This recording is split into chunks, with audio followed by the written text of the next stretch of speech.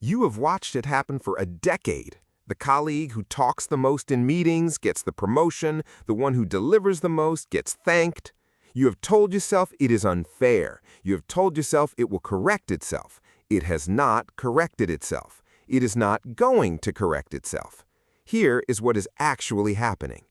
The loudest person in the room is not winning by accident.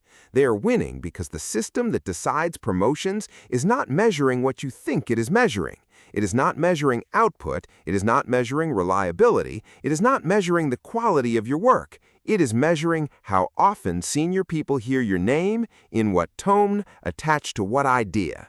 That is the only metric that matters at your level. You have been operating under the assumption that work speaks for itself. Work does not speak. Work is silent.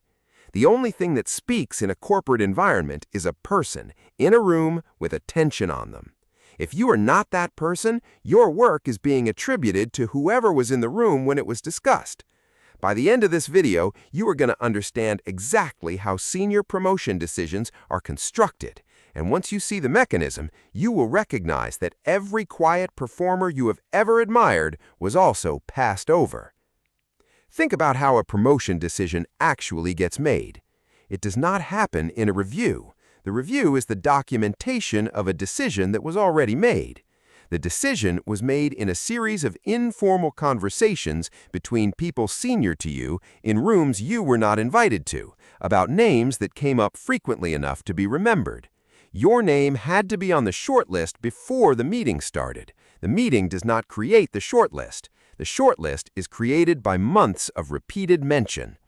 The loudest person is not louder because they are arrogant. They are louder because they have understood, consciously or not, that the only way onto the shortlist is to be mentioned. They mention themselves. They mention themselves in meetings. They mention themselves in updates. They mention themselves in casual conversations with senior people in the corridor. By the time the shortlist is being constructed, their name has been said 200 times in the last quarter. Yours has been said 4 times, and 3 of them were attached to a problem. This is not a flaw in the system. This is the system. Here is the part nobody warns you about. The quiet performer is not invisible by accident. The quiet performer is structurally useful precisely because they are quiet. A senior leader running a department needs 2 kinds of people. They need people who will be promoted, and they need people who will hold the work in place while the people who get promoted move through. You have been categorized, without anyone telling you, into the second group. The categorization happened years ago. Every quarter you fail to change it. The categorization hardens. There's a reason for this. Promoting you would create a problem the organization does not want.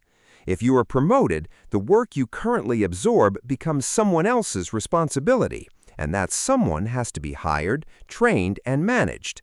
If you stay where you are, the work continues to be done at your current cost. From the system's perspective, your reliability is not a promotion case. It is a retention case. You are not being considered for promotion. You are being managed to stay. Now think about what the loudest person has done that you have not. They have made themselves expensive to keep in place. Every time they speak in a meeting, every time they take credit for an outcome, every time they raise their hand for a visible project, they are increasing the cost of leaving them where they are.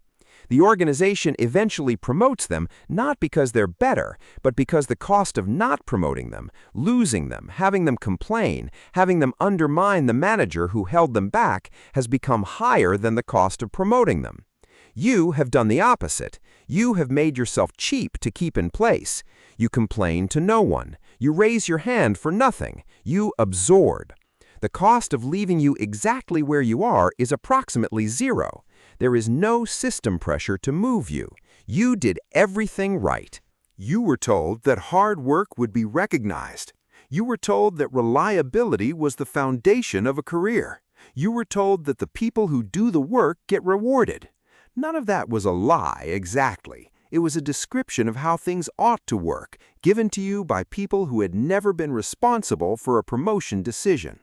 The people who actually make those decisions operate on a different model entirely, and nobody ever sat you down and explained that model, because the people who understood it were busy applying it to themselves. You were not behind because you failed. You were behind because you played a different game than the one that was actually being scored. Here is what actually governs the outcome. Visibility compounds. Every meeting you speak in increases the probability of being mentioned in the next conversation about who should run something. Every meeting you do not speak in decreases it. The decay is not linear. After a year of silence, your name does not come up. After 2 years, people forget what you do. After 3 years, you are categorized as infrastructure.